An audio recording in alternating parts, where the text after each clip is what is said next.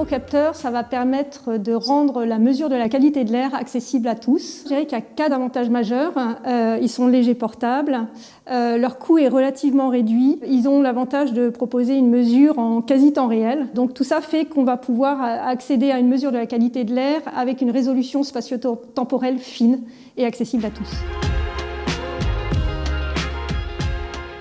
Quand on est en air extérieur, on va plutôt aller chercher du microcapteur de type NO2, ozone et particules, parce que ce sont les polluants qu'on va souvent rencontrer en air extérieur. Et puis quand on est dans des environnements confinés, donc en air intérieur, on va retrouver les capteurs de NO2 et particules, pas avec les mêmes sources, mais ils sont intéressants également.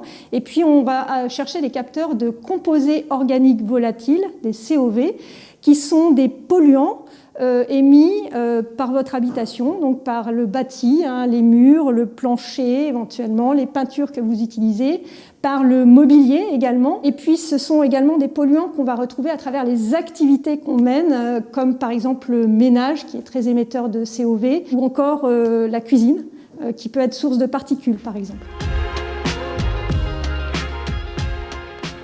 Le projet Calypso, c'est un projet financé par l'ADEME qui a permis d'utiliser des microcapteurs pour éveiller les citoyens aux problématiques de qualité de l'air intérieur, parce que très souvent, on pense qu'on est bien plus exposé à la pollution en air extérieur qu'en air intérieur. Dans le projet Calypso, on a sélectionné 50 foyers sur la base du volontariat et on les a équipés de systèmes microcapteurs. Et l'idée, c'était de savoir non pas s'ils étaient pollués en air intérieur ou pas, mais plutôt de voir si la mise à disposition de microcapteurs permettait aux familles de prendre conscience de la pollution de l'air intérieur et éventuellement de susciter chez eux des changements de comportement, de sorte évidemment à réduire leur exposition aux polluants de l'air intérieur.